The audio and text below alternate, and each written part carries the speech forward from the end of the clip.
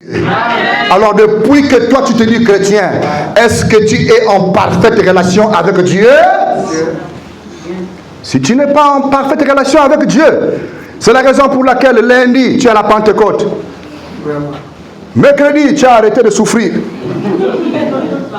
vendredi à l'église anglicane, samedi au christianisme céleste, dimanche au tabernacle encore une fois, Seigneur. Parce qu'il n'y a pas de relation avec Dieu. Ça c'est de la prostitution spirituelle. Dis amen. Il n'y a pas de position.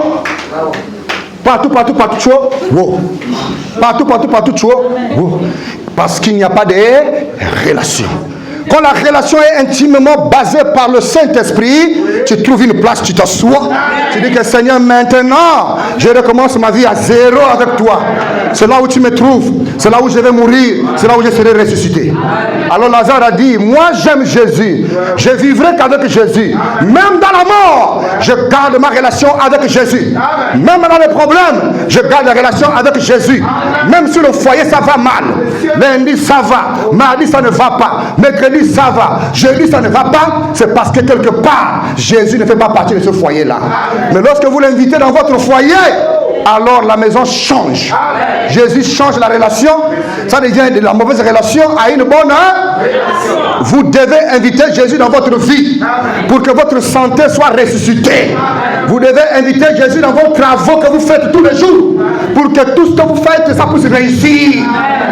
Pourquoi ceux qui ont appris avec toi ont réussi, mais toi ta condition reste toujours la même? C'est parce que tu ne veux pas changer.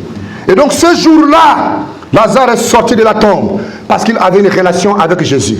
Quiconque n'a pas une relation avec Jésus, même si tu as investi 5 millions dans tes activités, tu ne réussiras pas. La prospérité, c'est Jésus. Le bonheur, c'est Jésus. L'élévation, Jésus. La paix, c'est Jésus. L'onction, c'est Jésus. La puissance, c'est Jésus. Merci beaucoup mon précieux frère, que Dieu vous bénisse. Amen. Alléluia. Amen. Et donc si vous mettez Jésus dans tout ce que vous faites, il prendra le contrôle de tout. C'est pourquoi vous devez investir votre temps pour Dieu plutôt qu'aux choses inutiles. Amen. Ça fait 50 ans que tu as travaillé à la CNSS. Aujourd'hui tu as pris la retraite. Mais tu es malade. Il y a une santé qui t'embête. Tu attends quoi? La tombe. Mais tu as travaillé 50 ans à la CNSS. Tu as travaillé pour Jésus combien de temps? Et tu comptes que le jour de la mort, c'est Jésus qui va t'attendre là-bas? C'est celui que tu as servi qui va t'attendre là-bas. Et la Bible dit que tout ce que nous faisons dans ce monde-là appartient à César. César, c'est Dieu ou bien c'est Satan? Bon, tu as travaillé 30 ans à Comilogue. Amen. Tu as pris la retraite, tu es fini, tu es parti. On t'a enterré. Tu vas aller rencontrer qui? Jésus? Mais 30 ans, tu as travaillé pour Comilogue. Jésus, tu as travaillé pour lui quand? C'est pourquoi ce que vous faites ce matin, vous investissez pour le royaume. Amen. Dis amen. Amen. Votre âme travaille pour Jésus, mais votre chair travaille pour César. C'est pourquoi quand c'est l'heure de l'église, viens à l'église. Là, tu investis ton âme pour l'autre côté. Mais physiquement, quand ton corps s'affaiblit, dans l'âme, tu sais que tu iras quelque part. Est-ce que vous comprenez? C'est pourquoi c'est important de venir écouter le conseil de Dieu. Ça amène la lumière à votre âme. Le jour de ta mort, au lieu que les démons viennent te chercher, c'est les anges qui viennent chercher ton âme, ils te font rentrer dans le royaume du Père. Alors on peut dire qu'il ou elle repose en paix. Mais tu as travaillé 40 ans à l'hôpital général. Après tu es parti. Tu n'as jamais mis pied un jour à l'église. Bon, même pas l'église. Tu n'as jamais lu la Bible pendant tes 40 ans. Et le jour de la mort, il est écrit que repose en paix.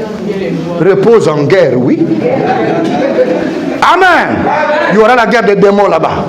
Parce que c'est celui que tu as servi de ton vivant.